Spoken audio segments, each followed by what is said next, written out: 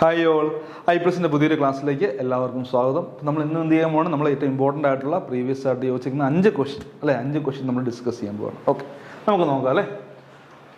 ഒന്നാമത്തെ ക്വസ്റ്റ്യൻ നോക്കാം. എന്താണ്? An error in accounting transaction which cannot be detected by checking the trial balance as its effect is neutralised by another error it is called. അതായത് ഒന്നുമില്ല, ഒരു തെറ്റ്, മലയാളത്തിൽ പറയുമ്പോൾ ഒരു തെറ്റ് മറ്റൊരു തെറ്റിനാൽ ശരിയാകുന്ന അവസ്ഥ അല്ലേ. ഒരു തെറ്റ് എന്താണ്? ഒരു എറർ അല്ലെങ്കിൽ ഒരു തെറ്റ് വേറൊരു തെറ്റ് കൊണ്ട് ന്യൂട്രലൈസ് ആയി പോവാം. ഓക്കെ, ഒരു തെറ്റ് മറ്റൊരു തെറ്റ് കൊണ്ട് ന്യൂട്രലൈസ് ആയി പോകുന്ന എററിനെ എന്ത് പറയും? അപ്പം നമ്മൾ എറേഴ്സിനെ പറ്റി പഠിക്കാനുണ്ട്. നമുക്ക് അക്കൗണ്ടിങ് പാർട്ടിൽ ആദ്യം പഠിക്കാനുള്ള വളരെ എന്താണ് ഇമ്പോർട്ടൻ്റ് ആയ ടോപ്പിക്സ് ആണ് എറേഴ്സുകളെ പറ്റി പഠിക്കാനുണ്ട്. നമ്മൾ പൊതുവേ അല്ലേ 4 എററുകളാണുള്ളത്. ഓക്കെ, നമുക്കിങ്ങനെ, അതായത് നമ്മൾ വീണ്ടും എറേഴ്സിനെ നമ്മൾ പൊതുവേ പറയുമ്പോൾ നമുക്കിങ്ങനെ പഠിച്ചാൽ മതി. Error of principle, error of commission, compensating error, error of omission. 4 എററുകൾ പൊതുവെ പഠിക്കാനുള്ളത് കേട്ടോ.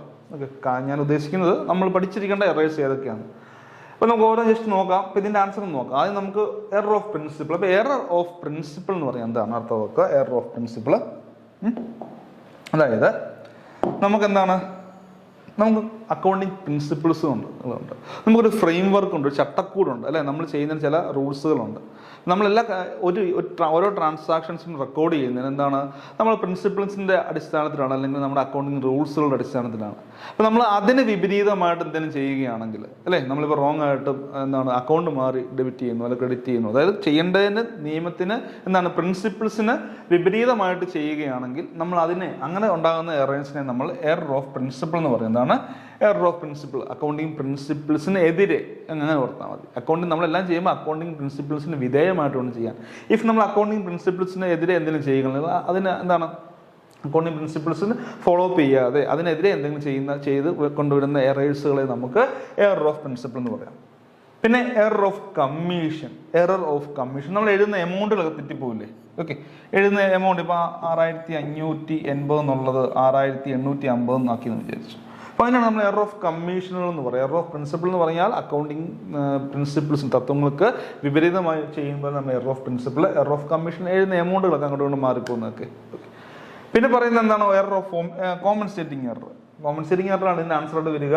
ഒരു തെറ്റ് മറ്റൊരു തെറ്റിനാൽ ക്ലിയർ ആകുന്നു അല്ലേ, അതാണ് കോമ്പൻസേറ്റിംഗ് എറർ കേട്ടോ. എന്താണ്, ഒരു തെറ്റ് മറ്റൊരു തെറ്റിനാൽ ക്ലിയർ ആയി വരുന്നതിന് കോമ്പൻസേറ്റിംഗ് എറർ എന്ന് പറയും. ഇനി error of omission. Error of omission എന്താണ്? ആ പേരിൽ തന്നെ മനസ്സിലായില്ലേ, എറർ ഓഫ് ഒമിഷൻ, ഒമിറ്റ് ചെയ്യുന്നു. എറർ ഓഫ് ഒമിഷൻ ഒമിറ്റ് ചെയ്യുന്നു. നമ്മൾ ഇപ്പോൾ ഒരു എൻട്രിയിൽ ഒരു ട്രാൻസാക്ഷനിൽ 2 എൻട്രീസ് എന്ന് അറിയാം അല്ലേ. 2 കാര്യങ്ങളുണ്ട്. അല്ല, ഒന്ന് നമ്മൾ റെക്കോർഡ് ചെയ്യുന്നു, ഡെബിറ്റ് ചെയ്യുന്നു, ക്രെഡിറ്റ് ചെയ്യാത്ത അവസ്ഥ അല്ല. അക്കൗണ്ടുകളിലേക്ക് നമ്മൾ എന്താണ് ഒരു പാർട്ട് മാത്രം എടുത്ത് ട്രാൻസ്ഫർ ചെയ്യുന്നു, ബാക്കി ചെയ്യാത്ത അവസ്ഥ. ഇതിനെയൊക്കെ എറർ ഓഫ് ഒമിഷൻ, ഒമിറ്റ് ചെയ്യുക അല്ലേ. അതിന് 2 എന്താണ്, കംപ്ലീറ്റ് ഒമിഷനുണ്ട്, പാർഷ്യൽ ഒമിഷൻസ് ഒക്കെ ഉണ്ട്. അതൊക്കെ നിങ്ങൾ നമ്മുടെ ക്ലാസ്സസിൽ വിശദമായിട്ട് കിടപ്പുണ്ട്. ഇപ്പോൾ നമ്മൾ അതിലേക്ക് വിശദമായിട്ട് പോകുന്നില്ല. ജസ്റ്റ് ക്വസ്റ്റ്യൻസും ആ ആൻസറും ജസ്റ്റ് നമുക്ക് ഡിസ്കസ് ചെയ്യാം. അപ്പോൾ അതാണ് കോമ്പൻസേറ്റിംഗ് എറർ. കോമ്പൻസേറ്റിംഗ് എറർ എന്ന് പറയുന്നത് എന്താണ്? കോമ്പൻസേറ്റിംഗ് എറർ എന്ന് പറഞ്ഞാൽ ഒരു തെറ്റ്. ഇവിടെ നമ്മൾ ഉദ്ദേശിക്കുക എറർ ഓഫ് ഒമിഷൻ നിങ്ങൾക്ക് മനസ്സിലായെന്ന് വിചാരിക്കുന്നു. എറർ ഓഫ് ഒമിഷൻ എന്ന് പറഞ്ഞാൽ എന്താ അർത്ഥം നോക്കുക, ഒമിറ്റ് ചെയ്തു പോകുന്നു, വിട്ടുപോകുക എന്ന് പറയും എഴുതാൻ. ഓക്കെ, അതായത് ഒരു ട്രാൻസാക്ഷൻ ഒന്നെങ്കിൽ നമ്മൾ കംപ്ലീറ്റ് ആയിട്ട് ചെയ്യാത്ത അവസ്ഥ, അല്ലെങ്കിൽ പ്രോപ്പറായിട്ട് 2 അക്കൗണ്ടിങ് പോസ്റ്റ് ചെയ്യാത്ത അവസ്ഥ, അതൊക്കെയാണ് എറർ ഓഫ് ഒമിഷൻ എന്ന് അർത്ഥമാക്കുക. ഇവിടുത്തെ ആൻസർ കോമ്പൻസേറ്റിംഗ് എറർ ആണ്. ഒരു തെറ്റ് മറ്റൊരു തെറ്റിനാൽ അല്ലേ, ഒരു തെറ്റ് മറ്റൊരു തെറ്റിനാൽ ശരിയാകും. ഇത് വളരെ റെയർ ആണ് കേട്ടോ. കോമ്പൻസേറ്റിംഗ് എററൊക്കെ അങ്ങനെ സംഭവിക്കാൻ സാധ്യതയില്ല. റെയറായിട്ട് സംഭവിക്കുന്ന കാര്യങ്ങൾ മാത്രമേ ഉള്ളൂ കോമ്പൻസേറ്റിംഗ് എറർ. ഓക്കെ, അതാണ് പറഞ്ഞേക്കുന്നത്. എനിക്ക് എന്താണ് പറയുക, the effect is neutralized by another error. ഒരു തെറ്റിന്റെ എഫക്റ്റ് മറ്റൊരു തെറ്റിന്റെ എഫക്റ്റ് കൊണ്ട് ന്യൂട്രലൈസ് ആയി പോകുന്നതിനാണ് നമ്മൾ കോമ്പൻസേറ്റിംഗ് എറർ എന്ന് പറഞ്ഞ് മനസ്സിലായെന്ന് വിചാരിക്കുന്നു. നമുക്ക് എന്ത് ചെയ്യാം, അടുത്ത ക്വസ്റ്റിലേക്ക് പോവാം അല്ലേ. നമുക്ക് 2ാമത്തെ ക്വസ്റ്റിലേക്ക് പോവാം.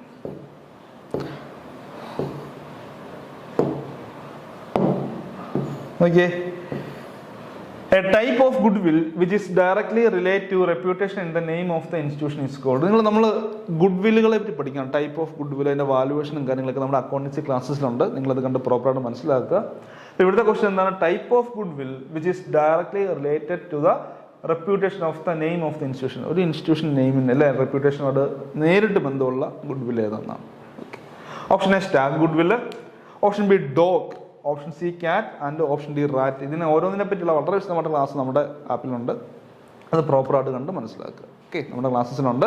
അത് പ്രോപ്പറായിട്ട് കണ്ട് നിങ്ങൾ മനസ്സിലാക്കുക. ഒരുപാട് അതിൻ്റെ വാല്യുവേഷനും എല്ലാം ഉണ്ട്. ഓക്കെ, ഇവിടെ ആൻസർ വരുന്നത് ഏതാണ്? Option A star goodwill, option B dog goodwill, option C cat good will and option D rat good will. Answer വരുന്നതാണ് ക്യാറ്റ് ഗുഡ് വിൽ ആണ് കേട്ടോ. ഓപ്ഷൻ സി എന്താണ് വരിക? ക്യാറ്റ് ഗുഡ് വിൽ എന്ന് ഓർത്ത് നോക്കുക. Option C cat good will എന്ന് ഓർത്ത് നോക്കുക. ഓക്കെ, ക്ലിയർ ആണെന്ന് വിചാരിക്കുന്നു. ഓക്കെ, അടുത്ത ക്വസ്റ്റിലേക്ക് പോവാം.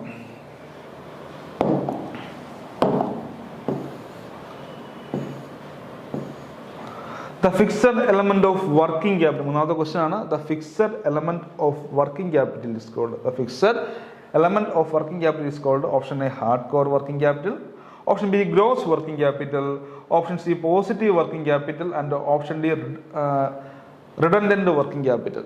ഓക്കെ, നമ്മുടെ അക്കൗണ്ടിങ്ങിൽ വരുന്നതാണ്. ക്യാപിറ്റൽ, വർക്കിംഗ് ക്യാപിറ്റൽ ഒക്കെ പഠിക്കാനുണ്ട്. വിശദമായിട്ട് അതിനെപ്പറ്റി കണ്ട് മനസ്സിലാക്കുക. Option A hard core, option B gross working capital, option C positive working capital and option D redundant working capital. എന്ന് ആൻസർ വരിക option A hard core working capital ആണ് ആൻസർ വരിക കേട്ടോ. Option A hard core working capital ഓർത്ത് നോക്കുക. Option A hard core working capital. Option A hard core working capital ആണ് ഇതിന്റെ answer വരുന്നത് ഓർത്ത് നോക്കുക. ഓക്കെ, നാലാമത്തെ ക്വസ്റ്റ്യൻ ആണ്. എന്താ പറയുക? Expenses due but not paid is a dash account. ഇപ്പൊ എക്സ്പെൻസസ് ഡ്യൂ ആയിട്ടുണ്ട്, എന്താണ് അത് കൊടുത്തിട്ടില്ല അല്ലേ? അതായത് ഔട്ട്സ്റ്റാൻഡിങ് ആണ്. ആണോ? ഔട്ട്സ്റ്റാൻഡിങ് എക്സ്പെൻസ് പറഞ്ഞൂടെ? എക്സ്പെൻസസ് ഡ്യൂ ആയിട്ടുണ്ട്, പക്ഷേ ഔട്ട്സ്റ്റാൻഡിങ് കൊടുത്തിട്ടില്ല, കൊടുക്കാനുണ്ട് അല്ലേ? കൊടുത്തിട്ടില്ല, കൊടുക്കാൻ നമ്മൾ പഠിച്ചിട്ടുണ്ട്. നമ്മുടെ അക്കൗണ്ടുകൾ ചെയ്യുമ്പോൾ അല്ലേ, ഫിനാൻഷ്യൽ സ്റ്റേറ്റ്മെന്റ് ഒക്കെ നമ്മൾ പ്രിപ്പയർ ചെയ്യുമ്പോൾ അതിൽ പഠിച്ചിട്ടുണ്ട്. Salaries outstanding, wage outstand, rent outstanding പഠിച്ചിട്ടുണ്ട്. അപ്പോൾ അത് ഏത് അക്കൗണ്ട് ഹെഡിലാണ് വരിക എന്നാണ് പറയുക. റിയൽ അക്കൗണ്ട് ആണോ, ഓപ്ഷൻ ബി നോമിനൽ അക്കൗണ്ട് ആണോ, ഓപ്ഷൻ സി പേഴ്സണൽ അക്കൗണ്ട് ആണോ, ഓപ്ഷൻ ഡി കോൺട്രാ അക്കൗണ്ട് ആണോ? ഏത് അക്കൗണ്ട് ആയിരിക്കും വരിക? നമുക്ക് ഇതിന്റെ റൂളുകൾ നിങ്ങൾക്ക് അറിയാമായിരിക്കുമല്ലോ. Real account debit what comes in and credit what goes out പഠിച്ചിട്ടുണ്ടെന്ന് വിചാരിക്കുന്നു. ജസ്റ്റ് ഞാൻ റൂളുകളോട് കൊണ്ടുപോവാം. ഇതിലെല്ലാം റൂളുകളുണ്ടോ? Real account rule, nominal, personal. റിയലിൽ എന്താ പറയുക? ഡെബിറ്റ് വാട്ട് കംസ് ഇൻ അല്ലേ? ഡെബിറ്റ് വാട്ട് കംസ് ഇൻ ചോദിക്കാം കേട്ടോ. ജസ്റ്റ് അതുകൊണ്ട് പറയുകയാണ്. നമുക്ക് വരുന്നതിന് നമ്മൾ വരുന്ന ഡെബിറ്റ് വാട്ട് വരുന്നതിന് നമ്മൾ ഡെബിറ്റ് ചെയ്യുക. Debit what comes in and credit what goes out. Credit goes out, അതാണ് റിയൽ അക്കൗണ്ട്. നോമിനൽ അക്കൗണ്ട് എന്താണ് വരിക? Debit all expenses and losses and credit all incomes and gains. പേഴ്സ് debit the receiver and credit the giver പഠിച്ചിട്ടുണ്ട്. Just ഇന്ന് ഓർത്തുള്ളൂ. അപ്പം നമ്മുടെ outstanding expenses due but not paid is a എന്ത് അക്കൗണ്ടാണ് വരിക? Outstanding liability. അത് ഔട്ട്സ്റ്റാൻഡിങ് ലയബിലിറ്റി എന്നറിയാം. ഔട്ട്സ്റ്റാൻഡിങ് എക്സ്പെൻസ് ആണ്. അത് ലയബിലിറ്റി കറണ്ട് ലയബിലിറ്റി സെൻറ്ററിലാണ് വരിക. ആൻസർ ഏതാ വരിക? റിയൽ ആണോ? റിയൽ അല്ല അല്ലേ? നോമിനൽ അക്കൗണ്ട് ആണോ? നോമിനലും അല്ല. പിന്നെ എവിടെ കാണിക്കുക? അത് എന്താ, ഏതെല്ലാം വരിക? ഏത് കണ്ട? കോൺട്രാ ഒരിക്കലും അല്ലേ? കോൺട്രാ ഒരിക്കലും വരില്ല. പിന്നെ ഏതാ ആൻസർ വരിക? ഓപ്ഷൻ സി പേഴ്സണലാണ്. അപ്പോൾ ഇതിൻ്റെയും കാര്യങ്ങൾ വിശദമായിട്ട് കാര്യങ്ങൾ കണ്ട് മനസ്സിലാക്കുക. അക്കൗണ്ടുകൾ, അക്കൗണ്ടിങ്ങായിട്ട് ബന്ധപ്പെട്ട റൂളുകൾ, ഓക്കെ, അതെല്ലാം നമ്മുടെ ക്ലാസ്സിലുണ്ട്, കണ്ട് മനസ്സിലാക്കുക. നമുക്കിപ്പോൾ ജസ്റ്റ് ഇതിൻ്റെ ആൻസർ വരിക ഏതാണ്? പേഴ്സണൽ അക്കൗണ്ട് ആണെന്ന് ഓർത്ത് വെക്കുക. ഓക്കെ, ഏതാണ്? Personal account. അടുത്താണ് ലാസ്റ്റ് ക്വസ്റ്റ്യൻ അല്ലേ? Convention of consistency state that. Consistency നമ്മൾ എന്താണ് അക്കൗണ്ടിങ്ങുമായിട്ട് ബന്ധപ്പെട്ട പ്രിൻസിപ്പിൾസുകളും കൺസെപ്റ്റുകളൊക്കെ പഠിച്ചിട്ടുണ്ട്. ഇവിടെ പറയുന്ന എന്താണ്? Convention of consistency state that. Convention of consistency നമ്മൾ അക്കൗണ്ടിങ് മെത്തേഡ്സുകളും പോളിസീസും കൺസിസ്റ്റന്റ് ആയിരിക്കും എന്ന് പറയാറുണ്ട്. ഓക്കെ, അപ്പം ഏതാണ് സ്റ്റേറ്റ് ദാറ്റ്? അത് എന്താ പറയുക? Option A all possible losses should be taken into account or on accrual basis. Option B same accounting principles should be followed over a series of years to make the accounting comparable. All possible profit should be taken into account on accrual basis.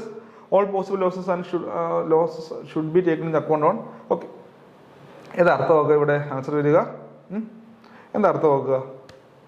Convention of നമ്മൾ കുറേ കൺവെൻഷൻസുകൾ പഠിച്ചിട്ടുണ്ട്. കൺവെൻഷൻസുകളും കൺസെപ്റ്റുകളും ഒരുപാട് കാര്യങ്ങൾ പഠിക്കാനുണ്ട് നമുക്ക്. അപ്പോൾ അതിൽ ഈ കൺവെൻഷൻ ഓഫ് കൺസിസ്റ്റൻസി എന്ന് പറയുന്നത് എന്താണ്? ഓപ്ഷൻ എ ആണോ?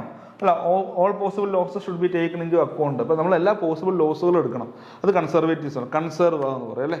കൺസർവേറ്റീവ്സുമാണ് അല്ലേ? ശരിയല്ല. നമ്മൾ ഭാവിയിൽ വരാൻ സാധ്യമായിട്ടുള്ള എല്ലാ ലോസുകളും കണക്കിലെടുക്കണം. അതൊരിക്കലും ആൻറ്റിസിപ്പേറ്റഡ് പ്രോഫിറ്റിനെ നമ്മൾ കണക്കിലെടുക്കാൻ പാടില്ല. ആൻറ്റിസിപ്പേറ്റഡ് ലോസിനെ നമ്മൾ കണക്കിലെടുത്തിരിക്കണം.